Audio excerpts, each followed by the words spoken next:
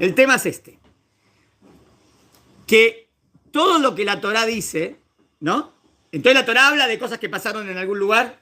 Entonces algunos que dicen, ¿cómo se va a demostrar eso? Es imposible. Y algunos al revés dicen que la arqueología, excavando, demostrás que lo que la Torá dice no es verdad.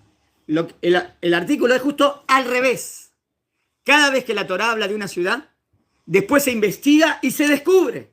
¿Eso qué demuestra? Que lo que dice la Torá es verdad. O sea, la arqueología es una prueba buenísima para demostrar que toda la Torá es verdad. ¿Entendieron la idea? Muy bien. Acá lo llama así. Sodoma y Gomorra es Sedom y Amorá. La Biblia, el Tanaj, la Torá, tiene razón.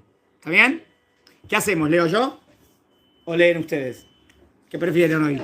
Hoy está según estados de ánimo. ¿Leo yo o leen ustedes? Leo yo. Bueno.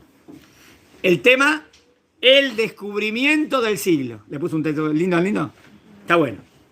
Aquí poner este título, me parece. Es marketing. El descubrimiento del siglo, ¿no? ¿Qué fue? Dice así. Recuerdo, dice el Rab, que de adolescente leí un apasionante libro llamado, miren y la Biblia tenía razón, en hebreo. Y el Tanaj tenía razón. Cuando decimos la Biblia, nos referimos a los libros de Am Israel, ¿no? Los 24 libros. Que me introdujo por primera vez al tema de arqueología bíblica. ¿Por qué decía, y el Tanaj tenía razón? A través de eso empecé a investigar el tema de arqueología. El libro escrito por un alemán que luchó contra los nazis, Werner Keller, 1908 a 1980, fue publicado en 1955, ya tiene muchos años, ¿no? Y su autor, con la limitada, miren, limitada, ¿cuánta información teníamos? Hoy tenemos mucha más, ¿no? Con la limitada información que tenía a su disposición, hizo un gran servicio a los estudios bíblicos. O sea, te demostró un montón de cosas, que lo que la Torá dice ahí pasó acá, lo que la Torá dice... Hay algo... En mi época había un viaje que se llamaba Mahané Tanaj. ¿Lo conocían?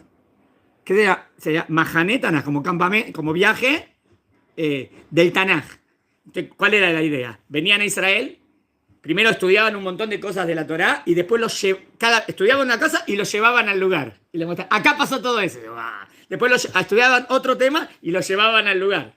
Es impresionante, ¿no? Eso es lo que quisiste de historia. Porque vos lees la historia y la vivís acá. Porque acá en cada metro cuadrado hay historia. Cada vez que excavan acá descubren algo.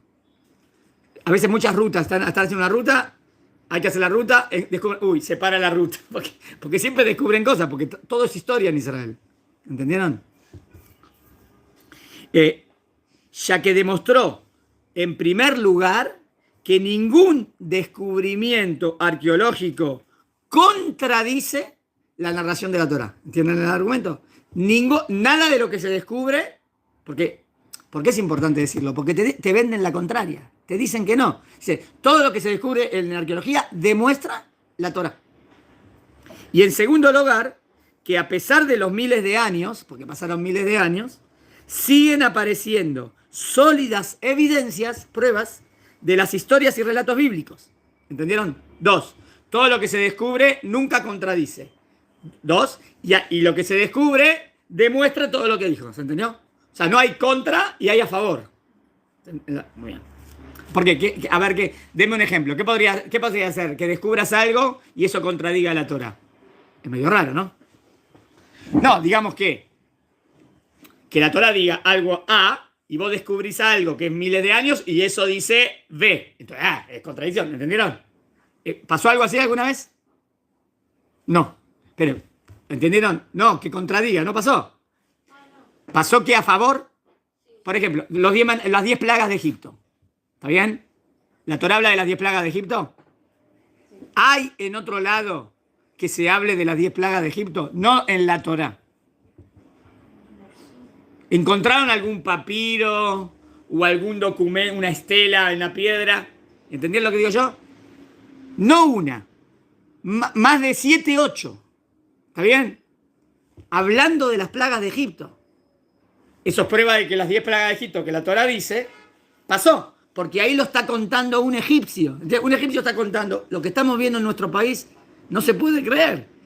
Hubo una oscuridad que no se veía nada. Dice, de repente el agua no se podía... Ahora, ¿cómo un egipcio está diciendo eso?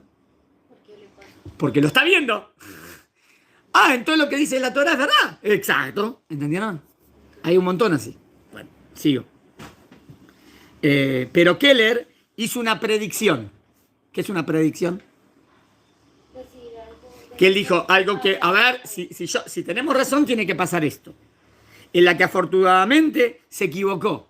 Hoy, vamos a ver, lo cito.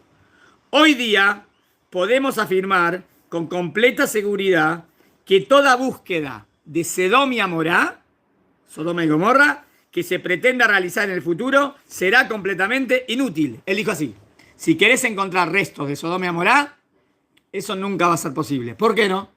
Él dijo, pues el enigma de la ruina y desaparición de ambas ciudades hasta hoy en día no ha sido aclarado. Página 47 del libro.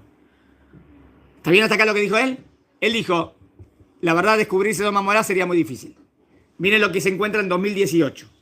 Pero muy recientemente, en el 2018, un grupo de arqueólogos modernos han descubierto los restos de la ciudad de Sodoma y Gomorra.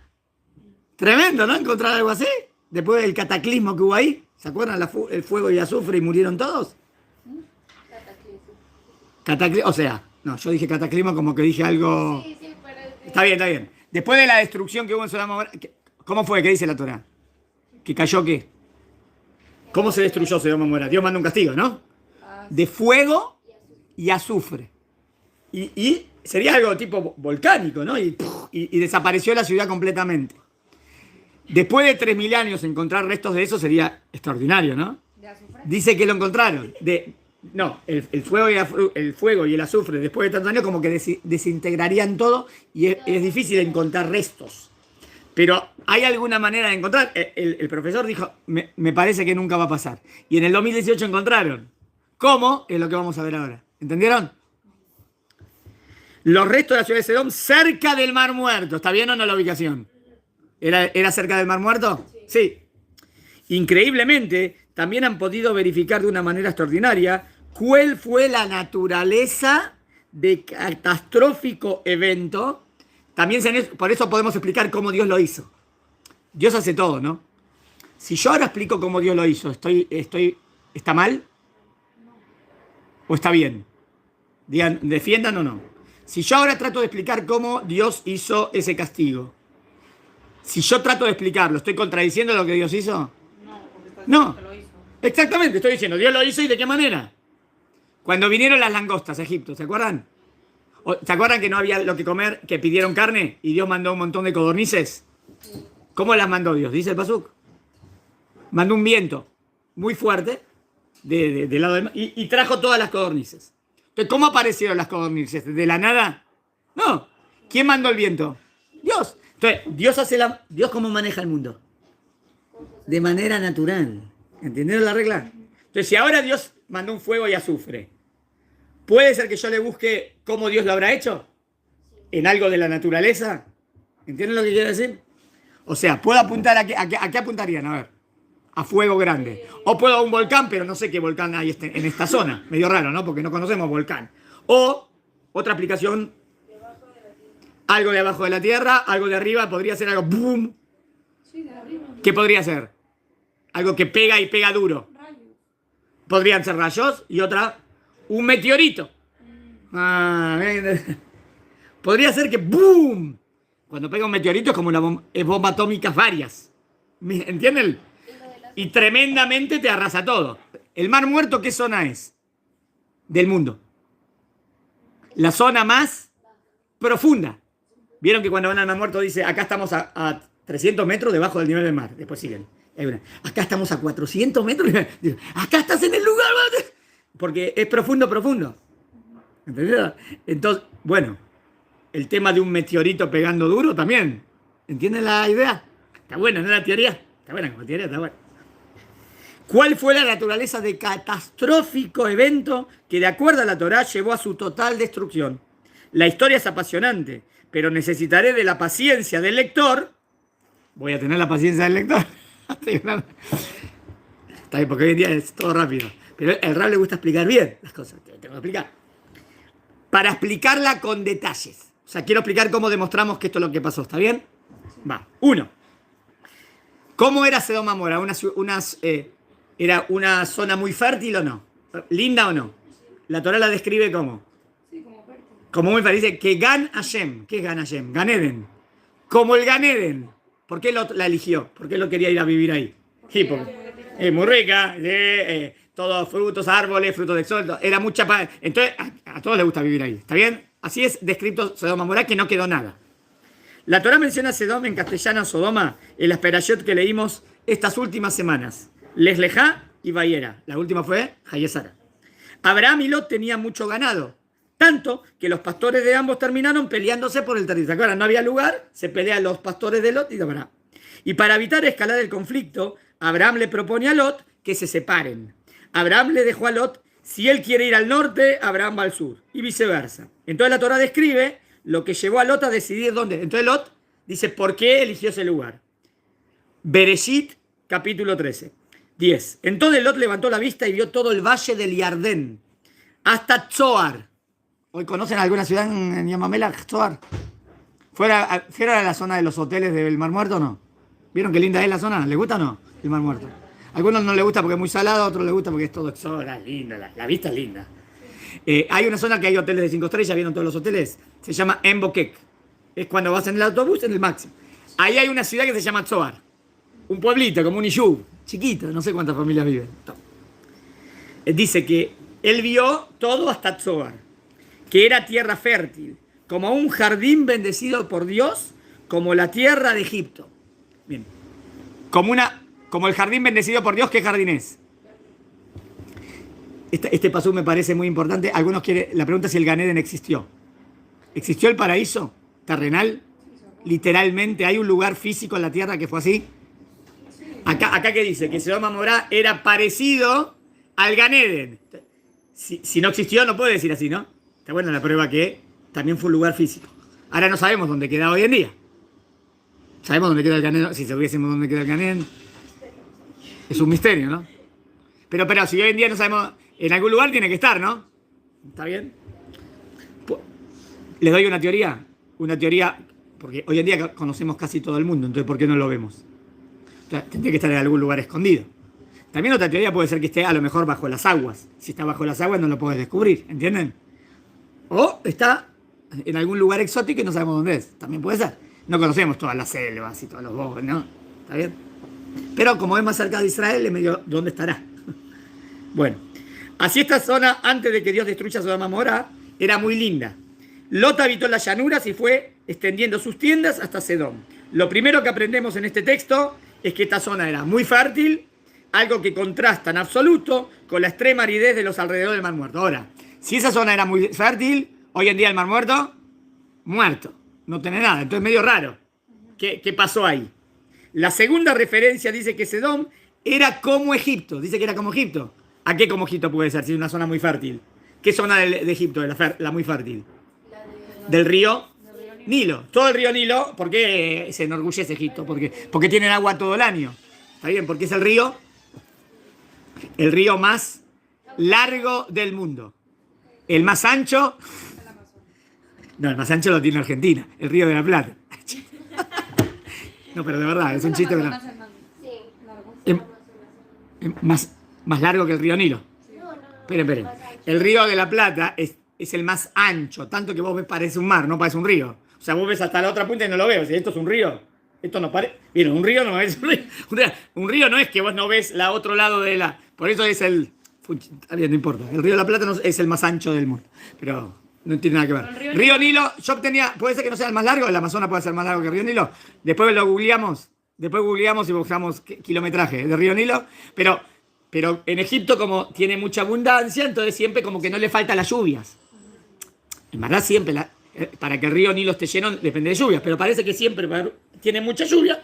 Entonces como que dicen, no pasa nada si no llueve, igual siempre tenemos el río. ¿Entendieron? Entonces, si era parecido a Egipto, esa zona significa que era de riego buena. ¿Está bien? ¿Entendieron? Entonces era una zona muy fértil, que hoy en día no quedó nada, por eso es difícil encontrarla. ¿Se entiende hasta acá? ¿Hago algo más o voy a recreo? ¿Hacemos un recreo? Espera, a ver. ¿Termino la hojita? Termino la hoja. Hay dos puntos especiales que caracterizaban a Egipto. A ver, uno, en primer lugar, que a diferencia de todos los demás países del Medio Oriente, Egipto no depende de la... Interesante, esa no la pensé. Todos los países del Medio Oriente les escasea el agua. ¿Vieron? Tiene mucho petróleo, pero agua no tienen. Egipto es el que más agua tiene. No depende de la lluvia, depende del Nilo. Y las sequías, por lo tanto, no le afectan. ¿Entienden por qué? Si no llueve, no llueve nada. En Egipto no pasa nada porque el agua les viene del río que llovió en las otras montañas que vinieron, ¿entienden? Que viene de lejos. Por esta razón, Egipto era el destino favorito de los que se escapaban. Déjenme ver la frase nada más. ¿De dónde se escapaban? De las sequías en otras regiones. ¿Se acuerdan? Cuando Abraham tiene sequía, ¿dónde va? A Egipto. Y Isaac también, que después Dios le dijo, no bajes hasta Egipto, quédate en Gerar. Pero, ¿por qué iban a Egipto? Está buena la explicación al Rab, muy buena la explicación al Rab, nunca la pensé. ¿Por qué siempre iban a Egipto? Si había sequía en Israel, ¿por qué vas a Egipto? También hay sequía en Egipto. No, pero en Egipto tenés el río. Muy buena la explicación. Descubrimientos arqueológicos afirman y demuestran y comprueban mucho más lo que la Torá dijo hace 3000 años. Porque se va encontrando todo lo que... Si la Torá dice pasó esto en este lugar, se encuentra. Si pasó en este lugar, se encuentra. La más difícil era la de Sedom Amorá. ¿Por qué? Porque después de eso que pasó ahí con fuego y azufre y se destruyó todo, van a encontrar algo 3000 años después. Eso es lo que dice el Rab, que fue extraordinario, que también lo encuentran. ¿Está bien hasta acá? Ahora estábamos hablando de una introducción. Dijimos que la zona de Sedom Amorá era muy linda y muy fértil. Así lo describe la Torá, como Egipto en el sentido que había como el río Nilo, que es muy fértil, o como el Gan Eden. Y por eso Lot eligió vivir ahí. ¿Está bien? Voy. La Torá, ¿tienen? ¿La Torá? La Torá, ahora tenemos el rete de alguna, no importa. La Torá hace alusión a las migraciones de nuestros patriarcas a Egipto innumerables veces. A ver cuántas veces se acuerdan. Fuera de las dos que dije antes, ¿hay otra más? ¿Que cuando hay sequía van a Egipto? ¿Cuál es la más importante? La de los... Yo sé, pero hay una más importante que fueron a Egipto. Lo sé, a Israel. ¿Cómo termina Bereshit? ¿Por qué bajan a Egipto? ¿Te acuerdas el sueño de Yosef de las 7 vacas? O sea, porque no había comida, había sequía. O sea, fíjense, siempre que hay sequía, bajan a Egipto. Antes dijimos la de Abraham, después la de Isaac y la de todo Israel. Siempre lo mismo. Hay un área en el norte de Egipto, acá el Hidush. Esperen, les digo. Sur de Egipto, no. Está bien. Hay un área en el norte de Egipto que se la conoce como el delta del Nilo. Es la parte más fructífera. Delta del Nilo. Allí el caudaloso río se divide en canales y transforma toda esa zona en un extraordinario vergel natural, extremadamente fértil y próspero. ¿Entienden? Tenés el río Nilo, ¿está bien? Hay un montón de canales, un montón de agua. Entonces, ¿cómo es la zona esa? De mucho riego. Entonces, para sembrar y cosechar es buenísima. ¿Entendieron hasta acá? Bien. Esta es la zona de Goshen. ¿Justo qué zona era Goshen? Donde vivían los Yehudim. ¿Se acuerdan que ellos eran pastores y tenían vacas, cabritos, todo? Entonces, ¿cuál era la mejor zona para los Yehudim? Goshen. ¿Se acuerdan que los egipcios no comían carne? Porque los endiosaban, pero los Yehudim teníamos. Entonces los Yehudim vivían en Goshen, que era la zona más fértil. Los arqueólogos llegan a esta zona, miren cómo se llama, Avaris, donde vivieron los judíos. Antes de la destrucción de Sedom y sus alrededores, el río Jordán tenía canales o desembocaduras que creaban un delta alrededor de la ciudad y fertilizaban la región. Esta zona de los dos lados del río Jordán debe haber sido muy próspera, ya que también dependía de las lluvias, y es lógico entonces que acudiera a ella los caminantes o los pobres, como cuenta la Torá que sucedió con Lot y los extranjeros que buscaban albergue. Acá va la acotación. ¿Me siguen? Mírenme a mí. El delta del Nilo es una zona que tiene muchos canales y era muy buena. ¿Qué había en Israel parecido? Al lado, ¿qué río tenemos? El río Jordán. Si viene el río Jordán y tenés un montón de canales que salen, esa zona, ¿cómo se hace? Muy fértil. ¿Entendieron la teoría? Esa era la zona fértil al lado del Mar Muerto. Pero es cuando el Jordán desemboca. ¿Conocen un poco de geografía de Israel? O sea, tengo acá el Mar Muerto, ¿está bien? Y el Jordán viene de acá. Yo antes le dije que en Boqueque es abajo, pero el Yarden viene de acá. Entonces, ¿en qué zona del Mar Muerto sería? La de arriba. ¿Entendieron? Interesante esto, porque siempre se buscaba lo que pasó en Sedom Amorá en la parte de abajo. Pero si no pasó, si fue más arriba no se encontraba nada, ¿entendieron? Porque el tema es donde viene el río y donde había un montón de canales. Sería, hoy en día tampoco lo veríamos así, cuando vamos al Mar Muerto, si viajamos de acá de Jerusalén, pasamos por Jericó. Y después vamos para ahí, bueno. Esa zona en la antigüedad debía ser muy fértil. ¿Está bien hasta acá? Va. Solo para ricos. A ver qué es. La Torá luego relata acerca de los terribles hábitos de los habitantes de la ciudad de Sedom. Era gente mala. Los hombres de Sedom eran malvados y cometían muy graves pecados contra Dios. Estos pecados contra Dios, como vemos en la historia de Lot, eran más bien crímenes contra la humanidad. Eran muy malvados, anti-Gesed. ¿Pero eran millonarios o no? Eran millonarios, pero ¿qué hacían de ese dinero? El mal, no el bien. El abuso a los extranjeros. Asesinato, robo, violencia sexual, que estaba normal, era normalizado, ¿entienden? Y del cual todos participaban, desde los jóvenes hasta los ancianos. ¿Cómo sabemos que en Sedom Amorá era gente muy mala? ¿Se acuerdan lo que pasó con Lot? ¿Lot a quién recibe? A los dos ángeles. Que eran dos. ¿Qué viene la gente del Sedom Amorá? Y dice que queremos estar con ellos. Del más anciano al menor. Eran todos perversidades sexuales. ¿Qué quieren estar con ellos? Querían tomarlos a la fuerza, violarlos a dos hombres. ¿Ven que eran perversos? No. Era lo peor de lo peor. No había ¿Se acuerdan que dijimos que no había ningún tzadik? ¿Había algún tzadik? Ni uno. El único que estaba era Lot, que no era tan tzadik. ¿Está bien? Al fin y al cabo Lot terminó con las hijas. ¿Se acuerdan que lo emborrachan? Otra cosa rarísima. ¿Está bien? Y de ahí viene Amón y Moab. Lo emborracharon al papá y se acostaron con él. Aparentemente pensaban que no quedaba nadie en el mundo. O sea, después de Sedom Amorá, ¿qué pensaron? Que se destruyó el mundo. Entonces, si ella no está con el padre, ¿qué pasa con la humanidad? Desaparece, porque no hay nadie. Por eso lo emborracharon. Pero que lo emborracharon es que Lot nunca lo hubiese hecho. Por eso dice que lo emborracharon tanto que no se acordaba nada. Dice, entonces sí, ¿está bien? Porque primero fue la primera, después la segunda. Entonces si el padre se acordaba algo, nunca lo va a hacer. Pero dice la Torá, no se acordaba nada. Y después la segunda. Bueno, ahí viene que pueblos, Amón y Moab.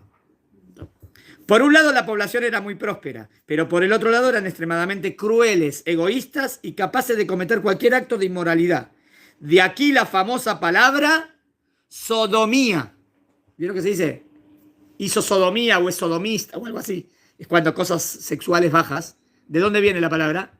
De Sodom. De Sedom. Dios castigó a Sedom y a sus alrededores con la extinción y la desaparición. La pregunta que hasta ahora nunca se había respondido. ¿Cómo fue exactamente que Dios destruyó la ciudad? Acá viene la teoría. ¿Cómo fue? ¿Qué pasó? ¿De dónde vino el fuego? ¿De dónde vino todo eso? Arqueología.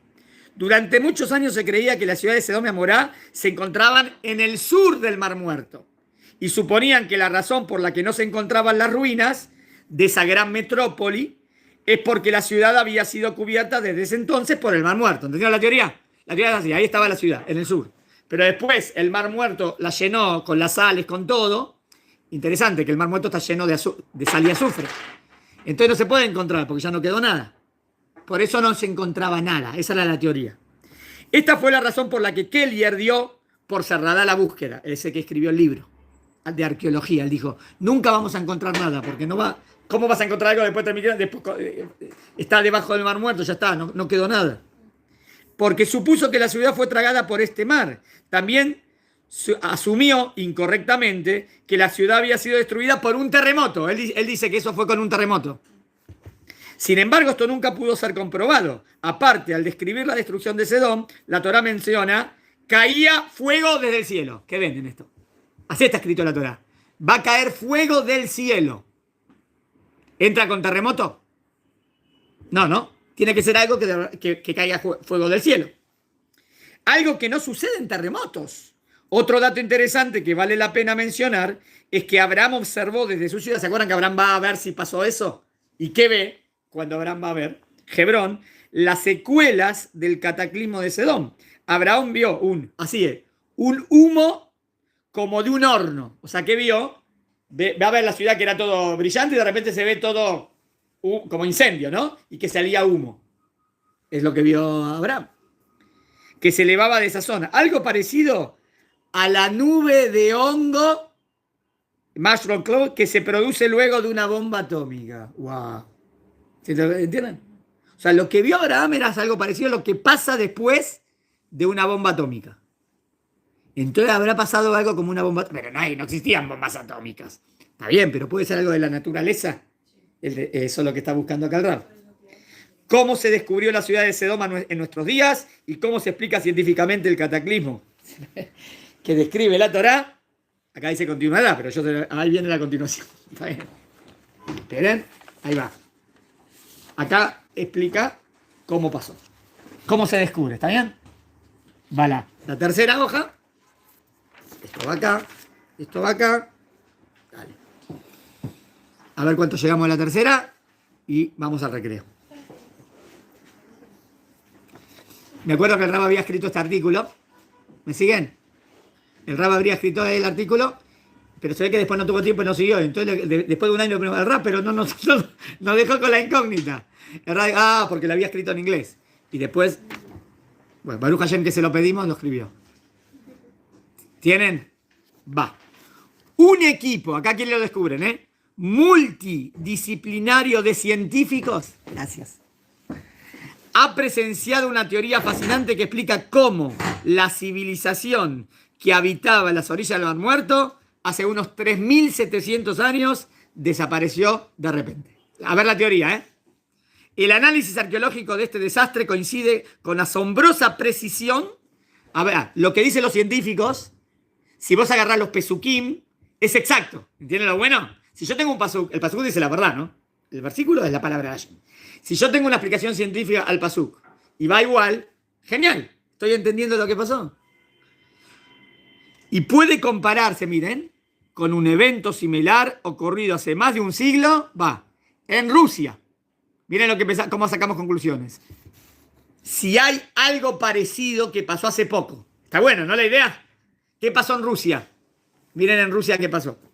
En 1908, una explosión en Tunguska, Siberia, arrasó cerca de 2.000 kilómetros cuadrados de bosque deshabitado. ¿Entendieron? Una explosión. ¿Qué pasó en Rusia? Sorprendentemente no se encontró un cráter de impacto. ¿Cómo puede ser? Si de repente, ¡pum!, desaparece, a lo mejor tiene que haber un cráter, ¿no? Un agujero gigantesco. Los científicos explican este fenómeno como un airburst, o la explosión de un meteorito, presta atención, a 5 o 10 kilómetros por encima de la superficie terrestre. ¿Entendieron lo que pasó? Ahora, si el meteorito pega, ¿qué hace? Un cráter.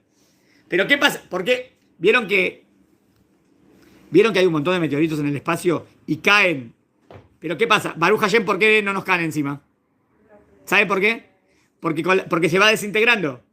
Se va desintegrando, entonces eso nos sale gracias a la atmósfera y cómo está hecho todo el planeta Tierra para que podamos existir. Pero hay un montón de meteoritos que caen. Bueno, a veces pasan, ¿no? Ahora, dice, este era gigantesco, pasó, esta es la teoría, pero a los 5 o 10 kilómetros ¡puf!, se desintegra. ¿Me siguen? ¿Qué pasa si pasa algo así? No hay cráter. No hay cráter. Eso explicaría por qué no hay cráter. El evento de Tunguska proporciona un modelo que ayuda a entender lo que ocurrió en la ciudad de Sedoma y Gomorra, donde ha ocurrido un fenómeno devastador, pero no se ha encontrado ningún cráter que señale la caída de un meteorito. Las excavaciones arqueológicas en Tal El Aman, miren dónde, en la actual Jordania, ¿dónde sería? ¿Por qué en Jordania? Nosotros, ¿vieron dónde empieza el Mar Muerto? Estamos en límite con Jordania. Es Israel, Jordania. Bueno, ¿qué encontraron? Han descubierto evidencias de un evento explosivo de alta temperatura que arrasó con 500 kilómetros cuadrados al norte del Mar Muerto. ¿Entendieron? Porque antes no encontraban nada. ¿Por qué no encontraban nada antes? Porque buscaban en otro lado. Ahora buscan bien. Miren lo que encuentran. Esta explosión habría destruido completamente la civilización de la zona, eliminando a unas 50.000 personas que habitaban una llanura circular de 25 kilómetros de ancho. Ahora, ¿qué produce con ese meteorito gigante que explota? Obvio que trae como un fuego gigante o como un calor, ¿no? Que hace desaparecer todo. El calor extremo generado por el fenómeno despojó al suelo fértil de sus nutrientes, dejando la región cubierta de una capa de cenizas y sales. Cenizas y sales, Mar Muerto, todo sal.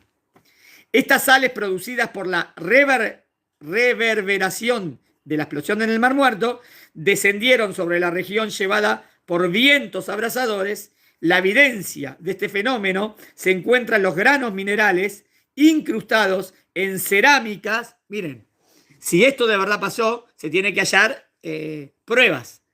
¿Dónde encontraron?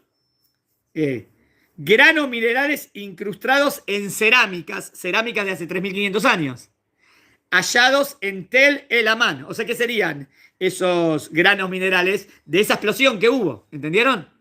Es como que estás encontrando. Si esto pasó así, así, así, yo tengo que encontrar esto. Y encontrás esto. Ah, entonces sí, la teoría es buena. ¿Se entendió? Según la revista Science News, restos arqueológicos indican que ¿cuántas ciudades habían en Sodoma y Gomorra? 5. 5, ¿por qué? ¿Cómo te acordaste? Porque Abraham empezó por 50, ¿te acuerdas? Y si hay 50 tzadikim, ¿por qué empezó por 50? Porque habían 5 ciudades, 10 por cada. Dice, las 5 ciudades desaparecieron repentinamente hace unos 3.700 años, dejando solo cimientos de pedra. La revista de ciencia, ¿entendieron? Science News es de la mejor revista de ciencia del mundo, ¿eh? Lo más nivel de ciencia es esta revista. Fragmentos de cerámica revelan signos de haber sido sometidos a temperaturas tan altas, quizás tan calientes, como la superficie del Sol. O sea, algo tremendo. Que transformaron las cerámicas en vidrio. ¿Vieron que cuando se trabaja con la cera para hacer el vidrio con la arena? Bueno. Los hallazgos en Tel Almán incluyen cerámica hecha vidrio, cimientos chamuscados, varios metros de cenizas mezcladas con escombros y una imagen que refleja el relato bíblico de la destrucción de las ciudades. O sea, entendieron cómo funciona la teoría, ¿no? Si esto es verdad, es bueno encontrar algo parecido. Encuentran algo parecido en Rusia. Si esto es verdad, tengo que encontrar algo así, así, así, porque esto es lo que produciría esto. Y es lo que se encontró. Entonces, wow. Entonces, estos son los datos de que ahí pasó eso. ¿Se entendió hasta acá? No terminé, pero hasta aquí hoy.